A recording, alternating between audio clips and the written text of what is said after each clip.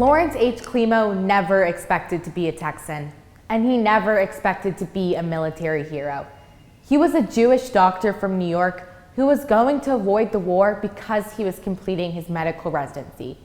But then, as he explains in his autobiography, he forgot to turn in his form to the Berry Plan, the program that allows doctors to avoid the war, and he was asked to serve. Many of his friends had been asked to serve and refused, proudly burning their draft cards and walking into jail. Dr. Climo thought he was anti-war until he was asked to serve, and a sense of duty rushed over him. His dad had been in the military, and he was not about to disappoint his father and his country. But it was more than that. Dr. Climo was feeling lost in life. He almost failed medical school due to a lack of interest, and he didn't like the work that he was doing now. Paradoxically, a war that seemed like an escape turned him into an unlikely hero. In 1965, Dr. Climo found himself in Fort Sam in San Antonio, Texas. As Tim Lima explains in his article, Dr. Climo worked in military hospitals around Texas, preparing other soldiers to go to war as he awaited his own orders. Here he became a Texan and learned what it meant to truly serve. While at Fort Sam, he learned of a program known as MILPAP, or the Military Provincial Hospital Augmentation Program. It was a program sponsored by the State Department that involved taking the place of Vietnamese civilian doctors who were away at war. The program was a mix of counterinsurgency and humanitarian work. The hope was to win over the hearts and minds of the South Vietnamese by introducing them to the magic of Western medicine. Each team of 12 members was assigned to a specific province and hospital. Dr. Climo was assigned to Ban Mi Tat. It was here, training for MILPAP, that Dr. Climo became a Texan. It was here in Military City, USA, that Dr. Climo found his purpose in life. He was going to save lives, and in turn, it would save his. MILPAP was a complicated program. The point was to work alongside the existing system in order to not seem like they were replacing Asian medicine.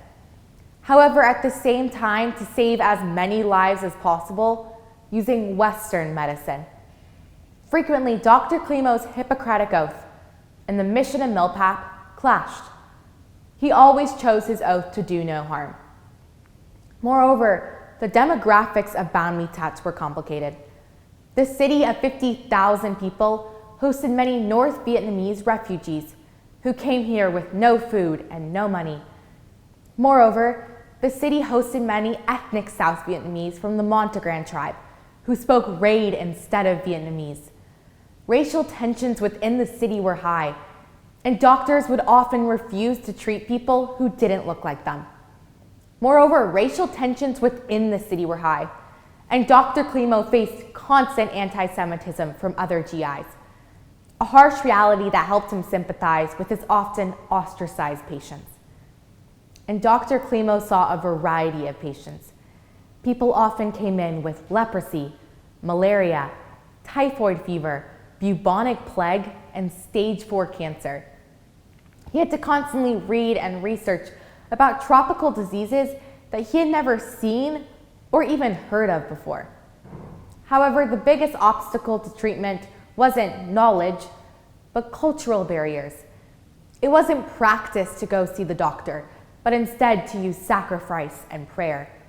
If patients did come in, it would be at the very last moment and leave as soon as there were any signs of recovery. However, Dr. Climo knew he had a duty to treat these people, which means he had to work alongside cultural differences. He would drive around in his Jeep playing traditional Raid music, the music of the Montegran tribe. This music was a sign of friendship and would allow the Montegran tribe to trust him and leave their hut, where they would go see the doctor. There, he could inoculate them for diseases such as smallpox. The State Department had been trying to normalize immunization for years. However, it took Dr. Climo working alongside cultural differences to actually make a difference. Cultural differences also existed with the Vietnamese doctors, pharmacists, and nurses who remained at the hospital. They would see patients quickly and write down no medical history. It was a quick 5-minute consultation that resulted in a diagnosis and prescription. Frequently, vitamin C was prescribed instead of the life-saving antibiotics needed. Moreover, they would go home every day from 12 to 3 and not see patients on weekends. This practice was shocking to Dr. Klimo, and his first reaction was to label them as bad doctors. However, he had to take a step back. Many of these professionals had never been formally trained and had just stepped up for the role trying to help. Dr. Klimo realized to help, he needed to lead by example. There was also the problem of Chinese medicine. This medicine, sold by people claiming to be healers, often pushed people to psychiatric breaks or even death. Dr. Klimo took it upon himself to figure out what was in this medicine. He sent it to a lab back in America where he learned it had arsenic and mercury, poisonous to the body. He then learned how to communicate and raid in Vietnamese that this medicine was only hurting them. Dr. Klimo also saw patients who were not physically ill, but mentally. These were often American GIs who were suffering from anxiety, depression, or PTSD. At this point in time, Dr. Klimo had no formal training in psychiatry, but he wanted to help. So he would sit there for hours or sometimes days just listening. The 1960s was a time when men were told to bottle up their emotions and hide them. Dr. Klimo gave them a safe outlet to finally express what they were feeling. It was working with these GIs that pushed him to pursue psychiatry permanently once he returned home from war. As Dr. Klimo explains in his autobiography, he saw around 350 patients every week.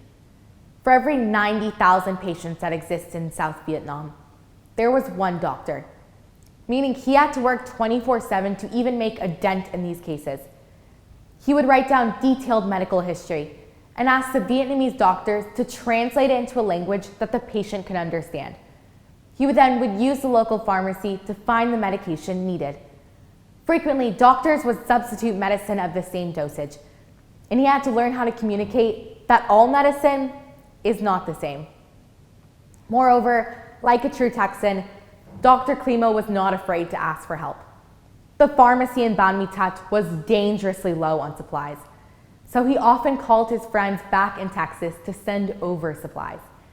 Dr. Klimo wasn't embarrassed to ask for help, as he knows a true Texan is always willing to help. Also, like a true Texan, Dr. Klimo was charitable. The hospital in Ban Mi Tat did have a public wing, meaning people wouldn't have to pay. However, this was only available to the Montegran tribe, meaning everyone else would have to pay. Yet many were unable.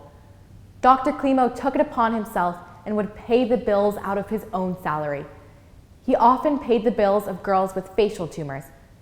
Although these tumors were non-cancerous, it made the girls seem as cursed and unfit for marriage.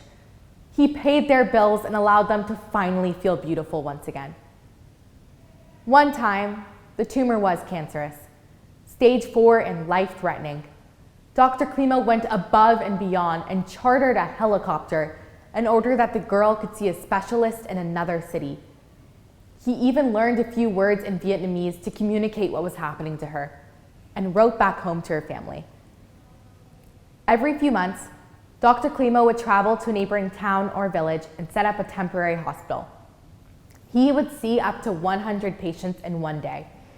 These missions were extremely dangerous, as the North Vietnamese would hide alongside the road. Dr. Klimo had to carry his weapon wherever he went, and one time had to use it. However, he knew the possibility of saving 100 lives was worth risking his own. In the end, Dr. Klimo served around 2 years in Vietnam.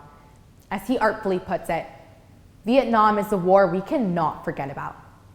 It's also the war we're uncomfortable talking about. It's uncomfortable to talk about the United States' involvement in the Vietnam War, but we must, not just so that we can learn from our mistakes, but also so we can remember the hidden heroes like Dr. Klimo. When Dr. Klimo came home from war, he married his fiancée, had kids, and had grandkids.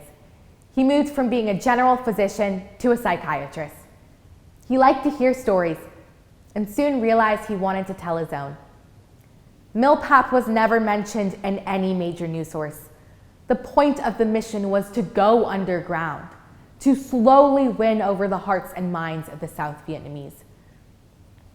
In the end, Dr. Climo's time in Texas and Vietnam was short. However, it was life-changing. He came to Texas not knowing what his true path was, and it took the magic of Texas to show him where to go. He may not have been on the front of the battle lines, but for the thousands of lives he saved in South Vietnam, he'll always be on the front of their minds. Dr. Climo learned how to be a true healer, a true hero, and a true Texan.